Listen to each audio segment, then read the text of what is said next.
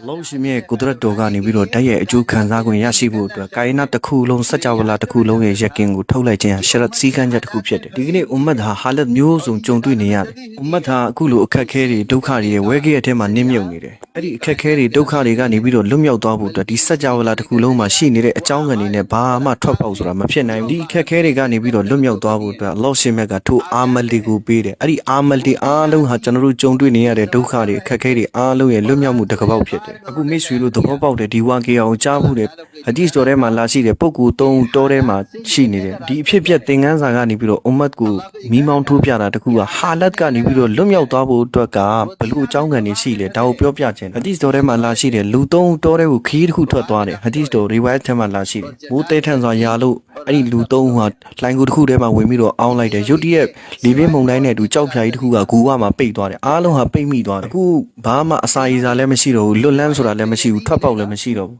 အခု၃ယောက်စလုံးကပြန်ပြီးတော့မရှရာလုပ်တယ်၃ယောက်စလုံးကတော့ဒီလိုဒူဝါမလုပ်ဘူးရလာဒီလိုမြေကလေးတွေလုပ်ပြီးတော့ဂူဝမှာပိတ်မိနေတဲ့ဒီကြောက်ဖြာကြီးကိုအလခွဲထုတ်ပေးတော်မူပါဖွင့်တတ်စေတော်မူပါဒီလိုမလုပ်ဘူးတို့သာမက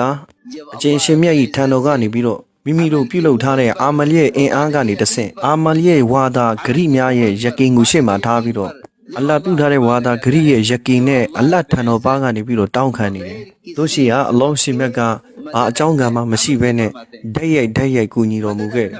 ဒီရောက်လာတဲ့မဒတ်အကူညီကအလ္လာဟ်ရဲ့ဟူကွမ်ကနေပြီးတော့ရောက်လာခြင်းဖြစ်ခု၃ယောက်စလုံးကထိုင်ပြီးတော့စဉ်းစားတယ်တိုင်ပင်ကြတယ်ငါတို့ရဲ့ဘဝတတ်တမ်းမှာအလ္လာဟ်အတွက်တည်တံ့လှုပ်ထားတဲ့အာမလ်များရှိသလားအဲ့ဒီအာမလ်ကိုရှေ့မှာထားပြီးအလ္လာဟ်ထံတော်ပါကနေပြီးတော့ဒူဝါလုပ်ကြမယ်ထိုလှုပ်ထားတဲ့အာမလ်ကလည်းအလ္လာဟ်အတွက်တည်တံ့မယ်တပားသူကိုအကျိုးပြုစေတဲ့အာမလ်ဖြစ်ဖို့အတွက်ရည်ရွယ်တယ်မိမိအကျိုးခံစားဖို့အတွက်မရည်ရွယ်ဘဲနဲ့တပားသူအကျိုးကိုရှေ့မှာထားပြီးတော့လှုပ်ထားတဲ့အာမလ်ကိုရှာကြတယ်တော်တော်လေးအံ့ဩဖို့ကောင်းတဲ့ဝါကီယာဖြစ်တယ်ဒီထဲမှာအာမလ်မပါဘူးနမတ်မပါဘူးဒီလူ၃ဦးရဲ့အာမလ်တွေထဲမှာဇီကီတီလာဝတ်ရဲ့အာမလ်မပါဘူးဒီလို၃ဦးရဲ့အာမလ်ထဲမှာဆဒကာဒီဇကာတ်ရဲ့အာမလ်တွေမပါဘူးဇီကရုတီလာဝတ်ရဲ့အာမလ်တွေမပါဘူးထိုအကြောင်းအရာတွေထဲမှာအာမလ်တစ်ခုကမွာအမလာတ်နောက်တစ်ခုကမွာအာရှရတ်နောက်တစ်ခုကအခလာတ်အဲ့ဒီ၃ခုပါတယ်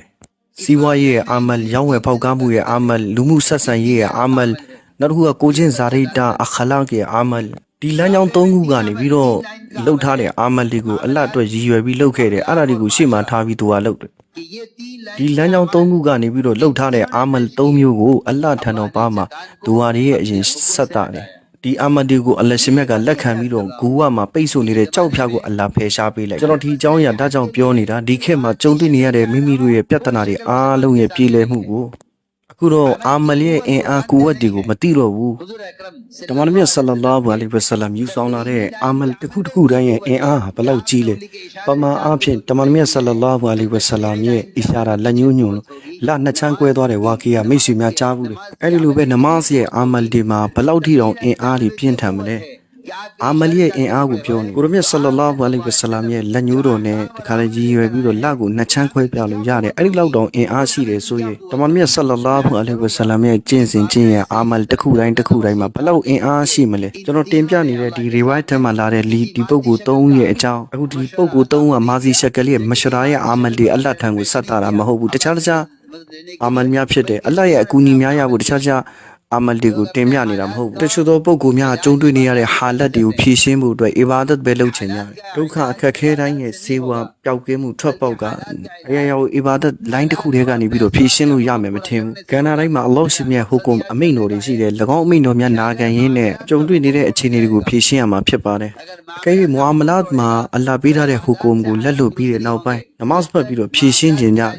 မွာမလာတ်ရဲ့ဟူကွမ်အမိန့်တော်ကိုလက်ဆုပ်လက်ကင်အာမလ်မလုပ်ဘဲနဲ့နမတ်နဲ့ဖြည့်ရှင်းလို့ရမှာမဟုတ်ဘူး။များစွာသောလူတွေဟာမွာအမလာတဲ့ဟူကွမ်အလ္လာဟ်အမိန့်တော်တွေမွာအမလာတွေလက်လွတ်ပြီးတော့ဒီပျက်စီးသွားတဲ့အာမလ်ကိုမပြုတ်ပြင်ဘဲနဲ့နမတ်ဖတ်ပြီးတော့ကိုဟာလတ်တွေကိုဖြည့်ရှင်းခြင်းကြတယ်။ဒါကြောင့်ဟဇရတ်မော်လာယူဆုဆရာမတ်တူလာအလိုင်မေရှိတယ်ဘယ်လမ်းကြောင်းကအာမလ်တွေပျက်စီးသွားလဲအဲ့ဒီအာမလ်ကိုပြန်ပြီးတော့မပြုတ်ပြင်ဘဲနဲ့ကြုံတွေ့လာရတဲ့ဟာလတ်တွေပြန်ပြီးတော့ကောင်းမှုမရှိကျွန်တော်ခုနတင်ပြနေတဲ့ဟိုပုဂ္ဂိုလ်၃အဲ့ဒီ၃ရဲ့ပထမဆုံးပုဂ္ဂိုလ်ကသူ့ရဲ့အာမလ် မလ်ကိုတင်ပြတယ်ပထမဦးဆုံးပုဂ္ဂိုလ်ရဲ့အာမလ်ကအခလာကနဲ့အဟ်ဆာနီရဲ့အာမလ်ဖြစ်တယ်ပထမပုဂ္ဂိုလ်သူအားလုပ်တဲ့ယာအလ္လာကျွန်တော်မျိုးမှာအိုမီမဆွမ်းဖြစ်နေတဲ့မိဘနှစ်ပါးရှိပါတယ်ကျွန်တော်မျိုးရဲ့အာမလ်ကထိုးခဲ့သူဖြစ်တယ်ကျွန်တော်ဟာတောထဲကနေပြီးတော့စိတ်ကြောင်းပြီးပထမဦးဆုံးအိမ်ပြန်ရောက်တိုင်းမိဘနှစ်ပါးကိုဥစွာစိတ်နှိုတွေနွားနှိုတွေဥစွာဆက်သားလေးရှိတယ်မိဘနှစ်ပါးကိုပထမဦးဆုံးကျွေးမွေးပြုစုတယ်ဒီခေတ်မှာသားသမီးတွေကမိဘရဲ့တာဝန်ဝတ္တရားဝန်တို့ဝန်ဘိုးတစ်ခုလိုတတ်မှတ်လိုက်တယ်မိဘနှစ်ပါးကိုမတိခြင်းမိဘရဲ့အစဉ်တန်းကိုသဘောမပေါက်ခြင်းကဒါကတိရစ္ဆာန်ဖြစ်တယ်လူရဲ့အစဉ်တန်းမဟုတ်ဒါကမိဘကိုမတိဘူးဆိုတာလူမဟုတ်ဘူးတိရစ္ဆာန်လောကမှာဒါမျိုးတိရစ္ဆာန်တကောင်မှတွေ့ရမှာမဟုတ်ဘူးကိုယ့်ကိုမွေးတဲ့မိဘကိုတိတတ်တဲ့တိရစ္ဆာန်ဆိုတာတွေ့ရမှာမဟုတ်ဘူးတိရစ္ဆာန်တကောင်ဟာကိုယ့်ခြေထောက်ပေါ်ကိုရ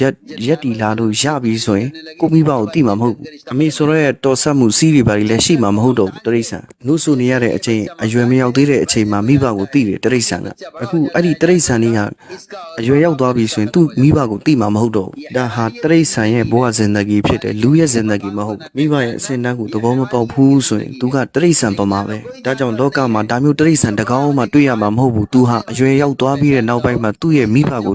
ကျေးဇူးတရားကိုပြန်ပြီးတော့တိတယ်ဆိုတာ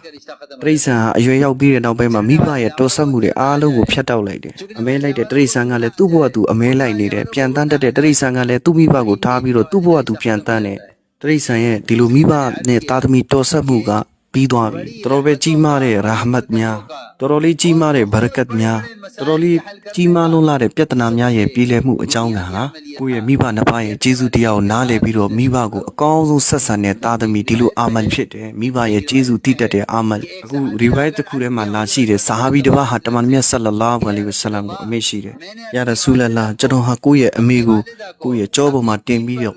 တော်တော်ပဲပူပြင်းလာတဲ့တဲပြင်ပေါ်မှာဘလောက်တောင်ပူပြင်းလဲမိုင်ပေါင်းများစွာဝေးတဲ့ခရီးကိုဆက်ပြီးတော့အဲ့ဒီပူပြင်းလာတဲ့မြေပြင်ရဲ့အပူချိန်ကလည်းဘယ်လောက်တောင်ပြင်းထန်လဲဆိုရင်အသားစိမ်းကိုတင်လိုက်မယ်ဆိုရင်အဲ့ဒီအသားကကြက်သွားမယ်ကျွန်တော်အမေကိုကျွန်တော်ထမ်းပြီးတော့အဲ့လိုအပူထဲမှာသွားမယ်ဒီအကြောင်းအရာကိုဆာဟာဘီကတမန်မြတ်ဆလလာဟူအလိုင်ဝါဆလမ်ကိုတင်ပြဒီလောက်ပူပြင်းလာတဲ့မြေပြင်ပေါ်မှာအသားစိမ်းကိုတင်လိုက်ရင်အဲ့ဒီအသားကလုံးဝကြက်သွားမယ်အဲ့ဒီလောက်အပူထဲမှာကျွန်တော်အမေကျွန်တော်ထမ်းပြီးတော့ခေါ်သွားမယ်အဲ့ဒီအပူထဲမှာကိုယ့်ရဲ့အမေကိုကျွန်တော်ကြောပေါ်တင်ပြီးတော့ထမ်းသွားမယ်ဒါမျိုးအချိန်ပေါင်းများစွာခရီးရှည်တွေကိုထမ်းပိုးပြီးတော့ကျွန်တော်ခေါ်သွားရင်ကိုယ့်ရဲ့မိဘရဲ့ဟက်အဒါဖြစ်ပြီလားဇာဘီကရှောက်ထားတော့တမန်မြတ်ဆလလာဟူအလိုင်ဝါဆလမ်အဖြစ်ပေးတယ်မင်းကိုမိဖွားတဲ့အချိန်မှာမင်းရဲ့အမေကနာကျင်မှုဝေဒနာဒုက္ခခံစားရတယ်အဲ့ဒီနာကျင်မှုတွေကအသားတစနာကျင်ခြင်းရဲ့အစိတ်ပိုင်းတစ်ခုရဲ့ဟက်အဒါဖြစ်သွားပြီအသားတစ်ခုအကျောတနေရရဲ့အစိတ်ပိုင်းလေးတစ်ခုရဲ့နာကျင်မှုအတွက်ဟက်အဒါဖြစ်သွားပြီကျွန်တော်တင်ပြလျှောက်ထားလို့တာတစ်ခုကဘာလဲဆိုတော့အွမ်မတ်မှာတော်တော်ကြီးမားတဲ့ဟာလတ်တွေအမျိုးစုံကြုံတွေ့နေရတဲ့အကြောင်းရင်းတစ်ခုကဒါဖြစ်တယ်မိဘကိုပြဆက်ရမယ်တာဝန်တရားတွေကိုချိုးဖောက်လို့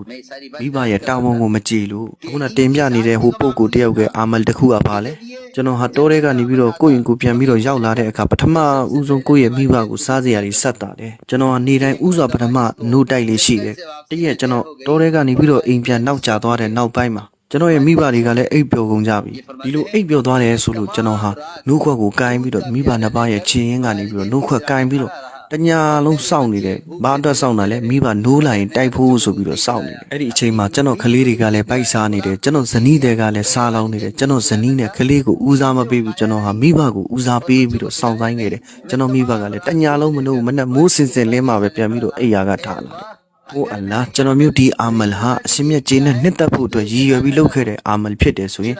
အခုကြုံတွေ့နေရတဲ့ပိတ်ဆို့နေတဲ့ဂူဝါမှာရှိနေတဲ့ဒီကြောက်ပြားကြီးကိုအလ္လာဟ်ဖယ်ရှားပေးတနာတော်မူပါမိဘကိုဦးစားပေးပြီးတော့ကိုယ့်ရဲ့သားသမီးတွေကိုယ့်ရဲ့လိုအပ်ချက်တွေအားလုံးကိုနောက်မှဆိုင်းပြီးတော့ထားတဲ့အာမလ်ဖြစ်တယ်အခုဂူဝါမှာရှိတဲ့ကြောက်ပြားကနည်းနည်းလေးတော့ပွင့်သွားတယ်ဒါပေမဲ့လူတစ်ယောက်ထွက်လို့ရတဲ့အထိဂူဝါတကပေါက်ကမပွင့်သေးဘူးဒီလိုနဲ့ဂူထဲမှာရှိတဲ့ဒုတိယလူကထပ်မံပြီးတော့ဒူဝါလုပ်တယ်ဒုတိယလူရဲ့အာမလ်ကမွာရှရတ်ရဲ့ကဏ္ဍမှာအဟ်ဆန်အစစ်အမြဲဆုံးလုပ်ထားတဲ့အာမလ်ဖြစ်တယ်သူကအမျိုးသမီးလေးတယောက်ကိုသူတော်တော်ပဲနှစ်သက်မျက်နှိုးနေတယ်တလောကလုံးကသူတွေကတခြားသူတွေကိုဘလို့ချစ်ခင်နှစ်သက်မျက်နှိုးလဲကျွန်တော်လည်းသူ့အပေါ်မှာသူ့မအပေါ်မှာအဲ့လိုချစ်ခင်နှစ်သက်မျက်နှိုးတော်မူတယ်အဲ့ဒီအမျိုးသမီးပေါ်မှာလည်းမကောင်းတဲ့စိတ်ကျွန်တော်မျိုးထားခဲ့မိပါတယ်တရက်အဲ့ဒီအမျိုးသမီးဟာတော်တော်ပဲလိုအပ်ချက်ရှိလို့ကျွန်တော်ရှိရောက်လာတယ်သူတို့ရဲ့ရွာမှာကပ်ပြီးတစုံတရာဆက်ရောက်လာတယ်လိုအပ်ချက်ရှိနေပြီ အဲ့ဒီအမျိုးသမီးကိုကျွန်တော်ကစီကံတတ်မှတ်လိုက်တယ်တေရဟန်ပေါင်း100ကျော်ကျွန်တော်ပေးမယ်ဒါပေမဲ့စီကံတချို့တတ်မှတ်လိုက်တယ်တယောက်တည်းလာယူရမယ်အခုအလွန်လိုအပ်နေတဲ့ဒီမိမပြူလေးကလည်းသူ့ရဲ့လိုအပ်ချက်တစ်ခုကြောင့်ကျွန်တော်စီကိုတယောက်တည်းလာပြီးတော့ယူလာတယ်အခွင့်အရေးလည်းကျွန်တော်ရှိနေပြီကျွန်တော်ဟာမကောင်းတဲ့ဇင်နာရဲ့အေရာသာဆန္ဒပြုတ်လိုက်တယ်ဒါပေမဲ့အမျိုးသမီးကပြောတယ်အစ်တကေလာအလတ်ကိုကြောက်ဒါမျိုးမကောင်းတာမလုပ်နဲ့ကျွန်တော်မကောင်းတဲ့ကြင်ကြံမှုမျိုးပြုလုပ်ဖို့အတွက်အဟန္တာဘယ်သူမှမရှိဘူးသို့တော်လည်းကျွန်တော်သူမနဲ့ဝေးရကိုထွက်ပြေးခဲ့တယ်ကျွန်တော်ပေးရမယ်ပတ်စံပေးစရာရှိတဲ့ဒေရဟန်နေလဲသူမအတွက်ထားပေးခဲ့တယ်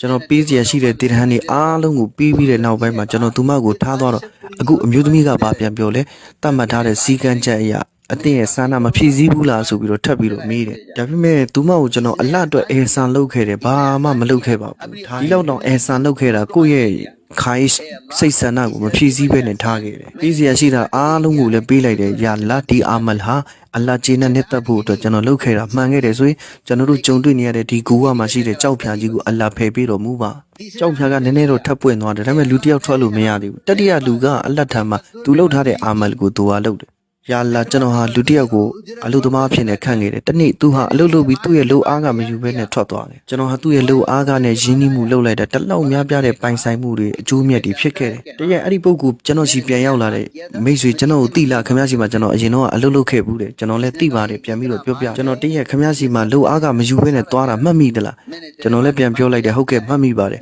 ကျွန်တော်ရဲ့လုပ်အားကကိုအလှတော့ပေးပါဒါနဲ့ကျွန်တော်ဟာသူ့ရဲ့လုပ်အားကနဲ့အရင်နှီးလုပ်ထားတဲ့ဒီမှာကျွန်းနေလေတွေယာတွေစိတ်တွေတိုးတွေပိုက်ဆိုင်မှုအမြောက်အများဖြစ်သွားတယ်အဲ့ဒါဒီအားလုံးကိုလက်ညှိုးညွှန်ပြလိုက်တယ်ဦးမိတ်ဆွေကျွန်တော်ကိုမကြည့်စဲပါနဲ့ကျွန်တော်လည်းပြောပြတယ်ခင်ဗျားရဲ့လုပ်အားကနဲ့အရင်နှီးလုပ်ထားလို့ဒီမှာဒီလောက်တောင်အကျိုးမြတ်တွေဖြစ်ရင်းနဲ့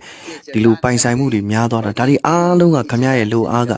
ယာလာဒီလုပ်အားကပေးခဲ့တာဒါဒီအားလုံးကိုသူ့ကိုပေးခဲ့တာအလ္လာဂျေနတ်ဖို့အတွက်ရည်ရွယ်ပြီးတော့ပေးခဲ့တာမှန်တယ်ဆိုရင်အခုအဲ့ဒီပုံကလည်းသူ့ရဲ့လုပ်အားကအားလုံးကိုတင်းကျုံပြီးယူသွားတယ်တပြားတစ်ချက်တောင်ကျွန်တော်တို့ပြန်ပြီးတော့မထားခဲ့ဘူးဒီအမလကအလ္လာအတွက်လုပ်ခဲ့တာမှန်ကူကမှပိတ်နေတဲ့ကြောက်ဖြာကိုအလ္လာဖယ်ရှားပြီးတော်မူပါနောက်ဆုံး3ယောက်စလုံးအဲ့ဒီကူကကြောက်ဖြာကပွင့်ထွက်သွားကျွန်တော်တင်ပြနေတဲ့အကြောင်းအရာကအာမလ်တစ်ခုတိုင်းမှာဘလောက်အင်အားတွေရှိလဲ